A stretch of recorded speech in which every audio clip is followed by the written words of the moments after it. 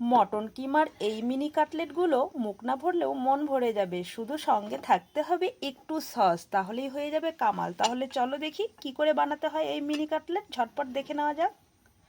ও বাবা, আবার দেখছি মটনের মধ্যে তেলও আছে, তো আজকে খাওয়াটা জম্পেশ হবে।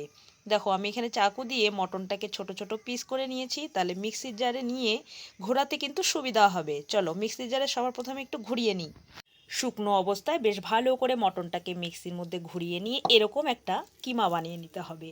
আচ্ছা, এখানে একটা কথা বলে রাখি, তোমাদের হাতের সামনে যদি বেশি মটন থাকে বা তোমাদের বেশি করে বানাতে ইচ্ছে করে, তোমাদের লোক বেশি থাকে, তাহলে তোমরা কিন্তু অবশ্যই বানিয়ে নিতে পারো বেশি করে। আমার যেহেতু খেতে খুবই মন চাইছে, বাড়িতে কেউ নেই দোকানে পাঠানোর, তাই আমার হাতের সামনে এইটুকুনই মটন ছিল, তাই আমি এটুকুনো দিয়েই জম্পেশ করে আজকের কাটলেটগুলো বানাবো আমার মনের মতো করে। তো চলো এবার একে একে সব কিছু মিশিয়ে নেব। এবার একটা বড় পাত্রের মধ্যে আমি বেশ ঝিরিঝিরি করে কেটে রাখা একটা বড় আলু নিয়ে নিলাম। তোমরা চাইলে কিন্তু এই কাজটা গ্রেটারের সাহায্যেও করে নিতে পারো, তাহলে ঝটপট তাড়াতাড়ি হয়ে যাবে। আমার যেহেতু বাড়িতে কাজ নেই তাই আমি হাত দিয়ে করে নিয়েছি। এবার একে একে সব কিছু এর মধ্যে মিশিয়ে নেব। নিয়ে নিচ্ছি বড় সাইজের একটা পেঁয়াজ কুচি, পেঁয়াজ আর আলুটার মধ্যে দিয়ে দিচ্ছি মটন কিমাটা, 1 চামচের মতো আদা রসুন কাঁচা লঙ্কার পেস্ট,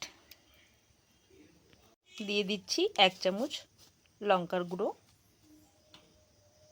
1/2 চামচ ধনে গুঁড়ো, আর দিয়ে দিচ্ছি জিরার গুঁড়ো আর হলুদ গুঁড়ো, দিচ্ছি গোলমরিচ গুঁড়ো, আর দিয়ে দিচ্ছি কিছুটা ভাজা মশলার গুঁড়ো। দারুণ সুন্দর ফ্লেভার আসবে কাটলেটটা। আমি কিন্তু কাটলেটটা আমার ইচ্ছে মতো বানাচ্ছি, এই কাটলেটটা একবার শুধু জাস্ট বানিয়ে দেখবে, খেয়ে আমাকে অবশ্যই কমেন্টস বক্সে কমেন্টস করে জানাবে কিন্তু কেমন লাগলো। পরিমাণ বুঝে দিয়ে দিতে হবে নুন।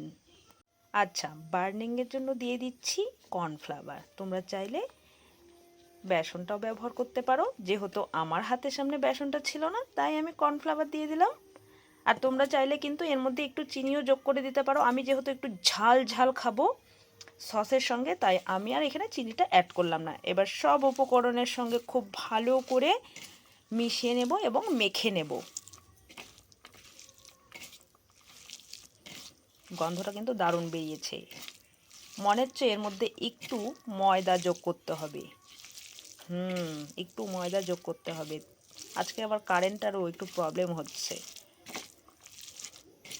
আমি এখানে আর একটু বেশি করে কর্নফ্লাওয়ার দিয়ে দিলাম।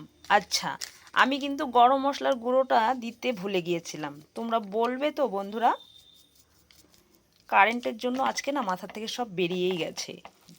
এবার খুব ভালো করে মেখে সুন্দর করে ইসের ডোগুলো বানিয়ে নিতে হবে কাটলেটের। হাতে খুব ভালো করে তেল মেখে নিয়েছি, এবার কাটলেটের শেপে দিয়ে দেব। আমি কিন্তু কোনো কোটিং টোটিং দেব না, তোমরা চাইলে কোটিংটা দিয়ে দিতে পারো, মানে ব্রেড ক্রাম্বস দিয়ে কর্নফ্লাওয়ারের ইসে ডিমের গোলাতে ইসে করে চুবিয়ে নিয়ে আমি কিন্তু সেটা করছি না। আমি যেভাবে কাটলেটটা বানাচ্ছি তোমরা একবার এইভাবে করে ট্রাই করবে।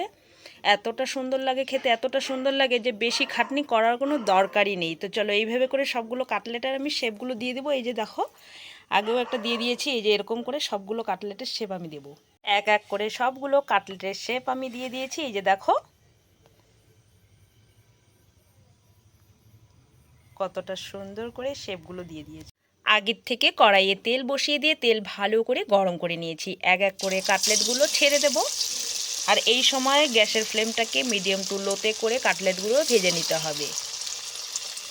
খুব সুন্দর গন্ধ বেরিয়েছে কাটলেটের থেকে, মানে আমি যে কোটিংগুলো করেছি মানে মাখা, সেটার থেকে ভীষণ সুন্দর একটা গন্ধ বেরিয়েছে। উল্টে পাল্টে বেশ ভালো করে কাটলেটগুলোকে ভেজে নেব। কালারটা এখনই যা সুন্দর এসছে।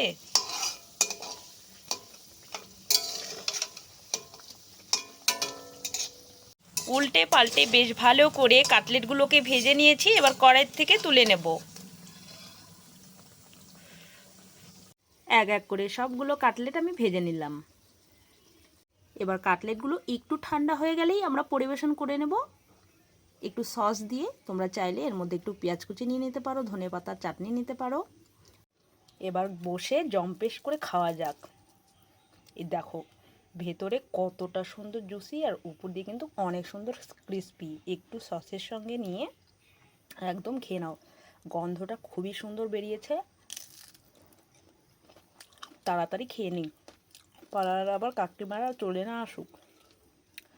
মটন কিমার এই মিনি কাটলেটগুলো তোমাদের কেমন লাগলো কমেন্ট বক্সে জানাতে একেবারেই ভুলবে না। চলো আজকের মতো ভিডিওটা এখানেই শেষ করছি। তোমরা ভালো থেকো, সুস্থ থেকো।